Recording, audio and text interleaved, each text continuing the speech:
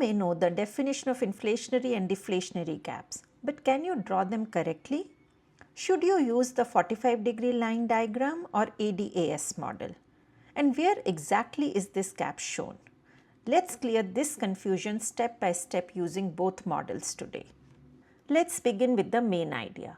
An economy has a level of output called full employment output or potential output.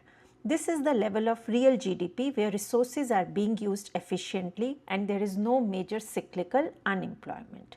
Now, if the economy's actual output is above more than full employment output, we get an inflationary gap. And if actual output is below full employment output, we get a deflationary gap. So, the key comparison here is where is actual output compared to full employment output. First, let's use the AE model, also called the Keynesian Cross model. In this model, we measure on the horizontal axis national income or real GDP or output. On the vertical axis, we measure aggregate expenditure. Now you draw the 45-degree line. This line shows all the points where your aggregate expenditure is equal to national income. That means that total spending is exactly equal to total output. Equilibrium will occur where the AE curve cuts the 45-degree line. Now first let's draw an aggregate expenditure curve. So this is your aggregate expenditure curve. This is your equilibrium point E1 and this aggregate expenditure curve, you get Y1 as your output. Now in this model you have to notice that if the economy is to the left of this equilibrium E1, it means your AE is greater than Y, which means that your spending is greater than output. So firms may increase production, income will move to the right towards equilibrium. If the economy is working towards the right of equilibrium, it means your AE is less than Y, output is greater than spending. So firms may actually cut production and income will move towards left towards the equilibrium. Now this equilibrium Y1 is very important, but to decide whether there is an inflationary gap or a deflationary gap, we must compare Y1 with full employment output. Now suppose full employment output is at YF, which is to the right of Y1, like this. Yes, this means that economy's actual equilibrium output, which is Y1, is less than its equilibrium full employment output, which is YF here. And if I mark this as AB, just pay attention to how I am drawing this graph. This looks little complicated, but if you understand this step by step, you will get it. So here, since Y1 is less than YF, yes, it means that the economy is working below its full employment level. There is unemployment and unused capacity in the economy. This horizontal distance shows the deflationary gap. This is our deflationary gap. And this gap exists because our aggregate expenditure is too low.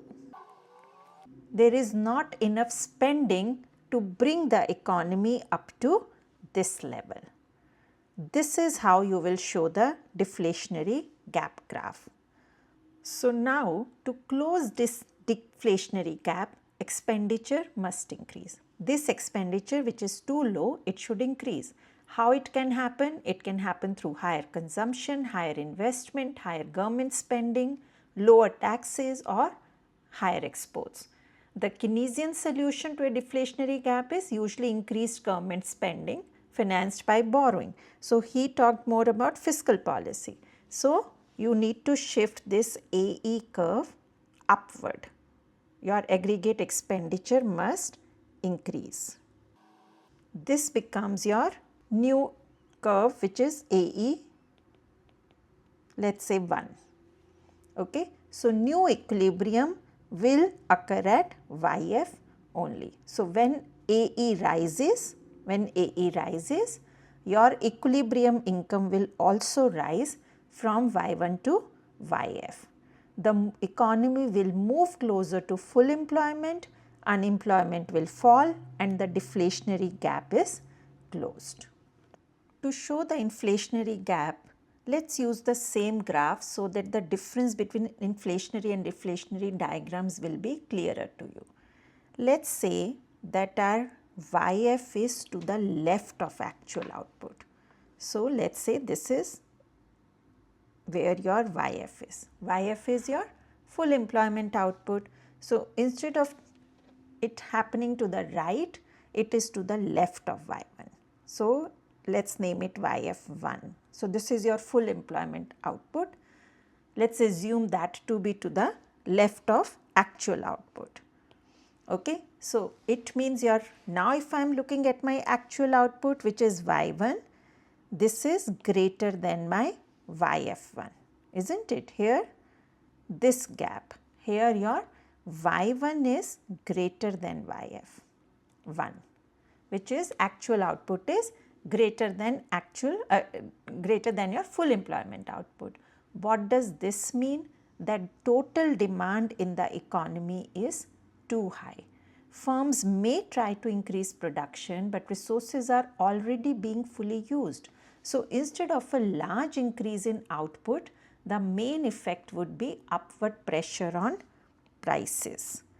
That is why this is called an inflationary gap. So, this distance is inflationary. I have used same diagram so that you can compare inflationary and deflationary from the actual output. Okay. But you will find different diagrams. So, this gap here your demand is a lot, isn't it? So, to close this inflationary gap, it means our aggregate expenditure must decrease.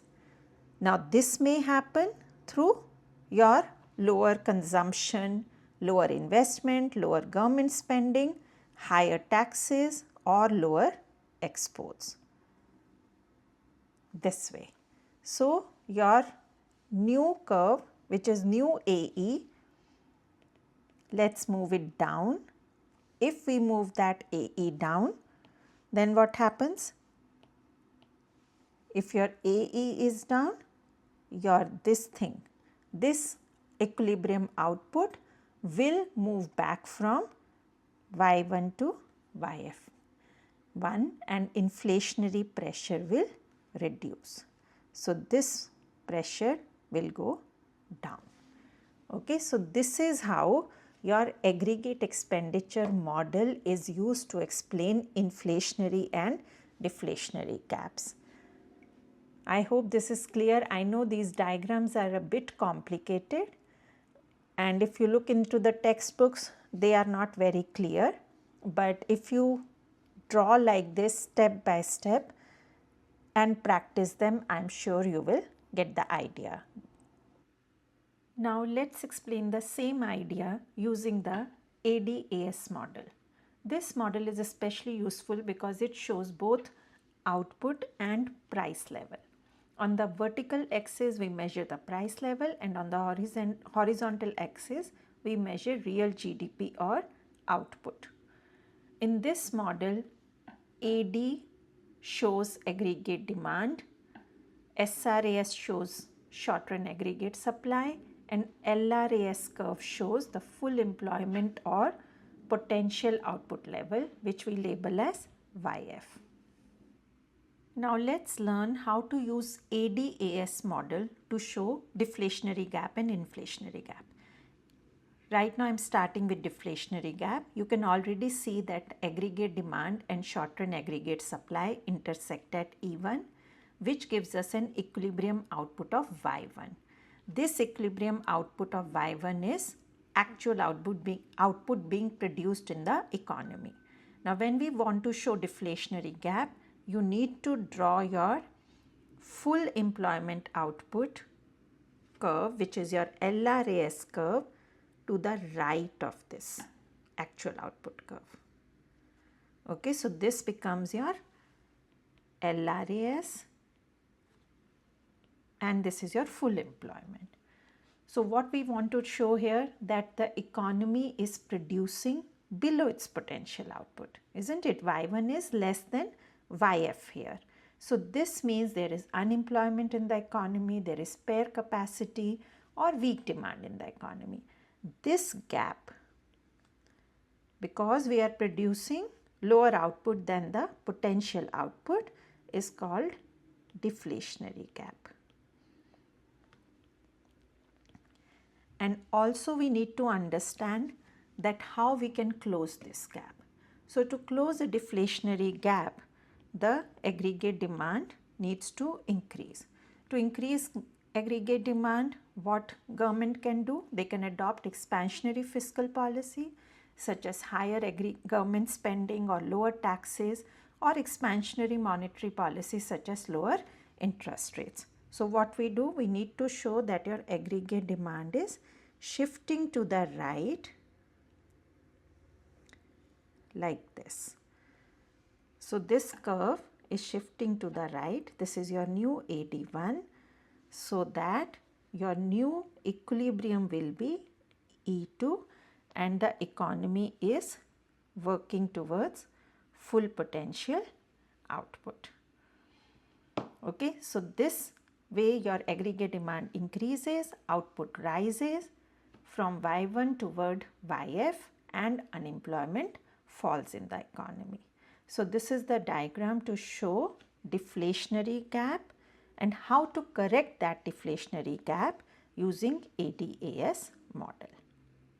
Now in order to show inflationary gap, what I need to do? I need to make sure that I draw LRAS curve to the left of my actual output, which I have already drawn in this graph. So you can see that aggregate demand and aggregate supply intersect at E1 and they are giving you equilibrium output of Y1, but full employment output is YF, which is to the left. So it means what? That Y1 is greater than YF.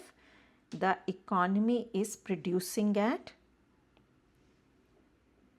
beyond its sustainable full employment level, isn't it? So the economy is trying to produce beyond its level. So this usually happens when your aggregate demand is too high. So this gap is your inflationary gap, where we are producing more than the potential of the economy. So what will that lead to? Your resources become scarce, wages may rise, firms face higher cost, and inflationary pressure builds up. This is why this situation is called an inflationary gap. Actual output is above full employment output. Now to close this gap, what we need to do? We need to reduce aggregate demand in the economy. So this may happen through contractionary fiscal policy or your contractionary monetary policy. Contractionary fiscal policy would be your aggregate demand is going to go down by lowering government spending or higher taxes or higher interest rates. And as your aggregate demand goes down, then what will happen? Your output will move back from Y1 to YF.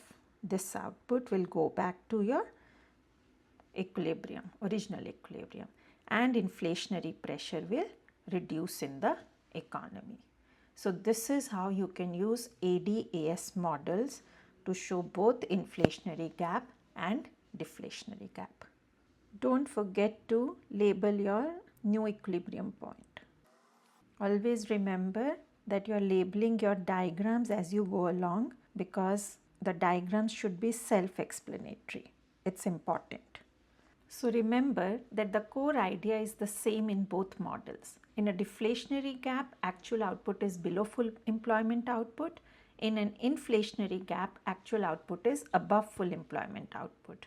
The only difference is how each model shows this gap.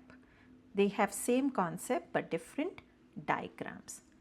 If you found this video useful, don't forget to subscribe to my channel. You may find more useful videos there. See you soon.